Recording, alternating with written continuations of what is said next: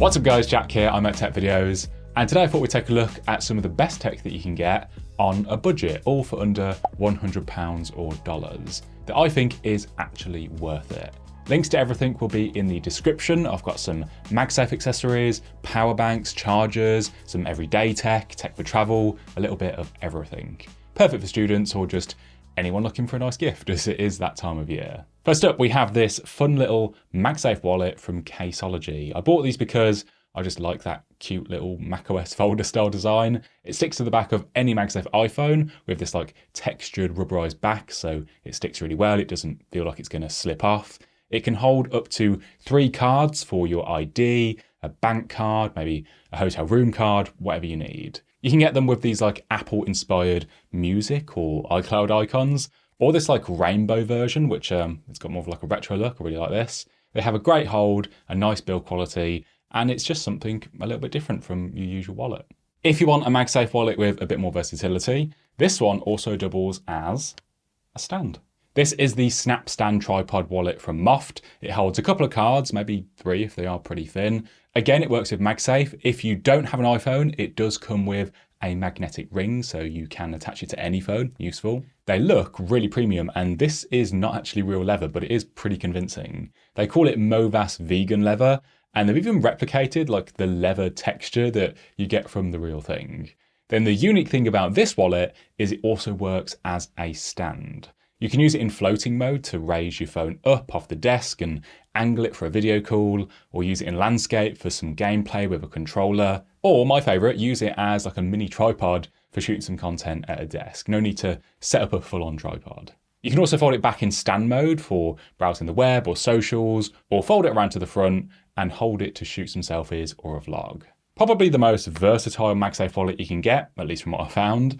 And it folds down nice and flat too, so it's not going to stick out loads on the back of your phone. MOFT are the king of these origami style accessories. This has been my go-to power bank as of late. It's the MagGo 10K by Anker, and there are 3 things that I really like about it. First, it has a built-in USB-C cable. You don't need to remember to bring one along. Love that. It's not the longest, but it does come in useful, and it also doubles as a loop, so you can attach it to like a bag or something. Second, it has this hidden built-in display. This is really cool. You can see exactly how much is left in the power bank. It shows you how much it's currently outputting through the built-in cable or the C port on the side. It takes about an hour and a half to do a full recharge, and you can monitor that on this display, so it takes out a lot of that guesswork. And third, it has a built-in puck for an Apple Watch, so you don't need to bring a dedicated charger. You can fold it up if you have one of those loop-style straps that don't open, which also puts the watch into nightstand mode, so you can check the time while you're charging at night. This has a 10,000 mAh capacity, which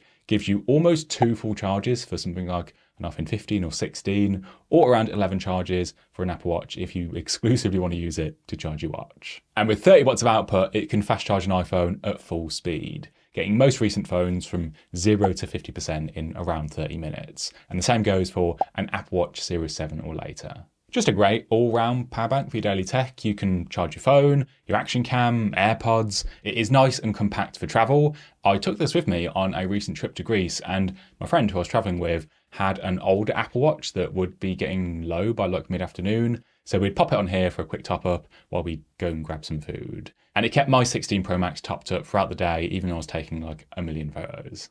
If you need even more power for bigger tech, then check this out. This is the 130 watt Anker Prime. This is the smallest of the 3 Prime power banks. These are all about high power output, and this one packs a punch despite its size. You get 2 USB-C ports up top, which have a total output of 130 watts. That's 65 watts each, which is more than double of the power bank that we were just looking at. That's enough to fast charge something like a MacBook Air to 50% in around 30 minutes, or fast charge a couple of devices at the same time. It has a 12K capacity, which gets you 2 full charges for an iPhone, or almost 3/4 of a charge for a MacBook Air. Like the rest of the Primes, it does have this glossy front, which can be a bit of a fingerprint magnet, but this also has a smart display, which gives you even more charging stats. As well as wattage input and output, it will tell you how long is left until the power bank is depleted, based on how much it's currently outputting. It comes with a USB-C cable and a carry pouch, and it packs a lot of wattage output into something that you can easily carry in your everyday bag for your tablet and laptop. and it's the only one of the primes that retails under 100. Although I have seen the 200 watt dip below 100 in like a few sales, so you can also check that out if you want even more power and capacity for all of your tech. By the way, if you're liking this wallpaper, it's from my new chromatic 2-pack on my website, and shameless plug, all of my wallpapers are currently 50% off with code Cyber Monday, so go grab them. Then for plugging it into the wall, keeping it Anker, this charger comes in UK, EU and US variants. It has a folding design, making it nice and compact, tucking those prongs away and making it a lot less painful to step on. Funnily enough, UK plugs are some of like the safest designs in the world. Just don't tread on one because they really do hurt. It has 3 USB ports, 2 C ports and an A port, which can all be used at the same time and share 100 watts between them. For 2-port charging, using any two together, it will share 100 watts between them. And for single-port charging, you'll get the full 100 watts from either C port or up to 22.5 watts from the A port. More than enough to charge your phone or a tablet at the same time, even a MacBook Air. And I've actually used this with my 16-inch MacBook Pro and it still charges it pretty quickly. Love the small design, perfect for fast charging multiple devices all at once. Next up, this has been one of the biggest surprises for me, and I couldn't believe how good they are for 60 quid. So these are the CMF Buds Pro 2 by Nothing, you know, who make the Nothing phone with that crazy design with the LED glyphs on the back. I'm sure you've probably seen it. Well, CMF stands for Colour, Material and Finish, and it's their spin-off brand that aims to make great design more accessible without compromising on the user experience. And I think these buds just encapsulate that completely. These come with a charging case colour matched to the earbuds in light grey, dark grey, navy or orange, which I love that pop of colour, so I had to get them. The buds have a stem design and they fit pretty comfortably in my ears. And yes, you do get a few different tip sizes to get a snug fit. And you can even do a fit test like you get with AirPods using the Nothing app. But the main reason these have the silicone tips is to help block out sound, as these have active noise cancellation in a pair of earbuds for 60 quid. And it works really well. I quite like using noise cancellation just when I'm working to block out the distractions. These have 50 decibel ANC, so they block out around 90% of the sounds around you, with a smart adaptive mode that adapts to the changing environment, with up to 11 hours of total playback with ANC turned on, and that includes the extra charges you'll get from the charging case. They're not as rich or deep as my AirPods Pro 2 that I'm used to, but for the price, I really have no complaints. They're IP55 water and dust resistant. They have tap gestures like the original AirPods for skipping tracks, which you can customize. And something I've never seen on a pair of earbuds is this smart control dial that sits on the case. Turning it adjusts the volume, as there's no way to do it directly on the buds themselves, but you can customize the button presses and have it also control playback or trigger Siri all from your pocket. And then in the app, they do have a few different equalizer presets that you can choose from, or you can build your own to your liking. Just a fantastic pair of earbuds. I love the design. They are quite striking. It makes me wish that we could get AirPods in colors other than just white. And at half the price of AirPods, I think these are just a great pair of ANC earbuds, particularly if you're a student or just someone who is on a bit of a budget. The only real downsides of the case only charges via USB-C. There's no wireless. And these only support a dual connection for switching between 2 devices instead of all of your Apple devices like you get with AirPods, which might not be a big deal for most people. So I'd say these are my top buy of all of the tech on this list for under 100. Now, keeping it on sound, I'm still loving this Bluetooth speaker that I bought from Sony. I did mention this briefly in my last video about my Workspace. I normally have this hung up on the pegboard so I can quickly take it on the go. It has a built-in strap so you can also loop it onto a bag. Overall, it is pretty compact at just under 10 by 8 centimeters. And the sound quality is great for something that is pretty much the size of a cup in the hand. Very deep and very bassy. It has this ribbed textured casing that comes in black, blue, grey, or of course orange, my favourite. There are some buttons near the base for your usual playback controls, and this does have a built-in mic so you can still answer a phone call without having to frantically disconnect the speaker. Battery-wise, this gets around 16 hours of listening time with a USB-C port for charging, and this is IP67 water and dust proof, so it can take a few splashes if you've got this out next to the pool or you've taken it down to the beach. A solid all-round speaker with impressive sound quality and a great one for showing music when you're hanging out with your mates. Next up, if you have an iPhone, then I am going to say it, you need to have at least one of these. AirTags are, I just think, a must for that peace of mind whenever you're traveling, for keeping track of your bags or luggage in the Find My app. But even just for daily use, I have one of these attached to my keys, so I always know where they are. And you can set up left behind notifications, so if you ever leave somewhere without them, then you will get a pop-up on your phone to let you know. If you are at home and you're always losing your stuff down behind the sofa cushions, then you can play a sound to help you find them, or you can use precision finding and have your phone like literally point you in the right direction as you start to get closer. How did we ever manage before AirTags? And I must say, I am a little bit obsessed with watching all of my stuff follow me when I'm on like the train or something. They take a single 2032 battery, which you can replace yourself, and it lasts about a year.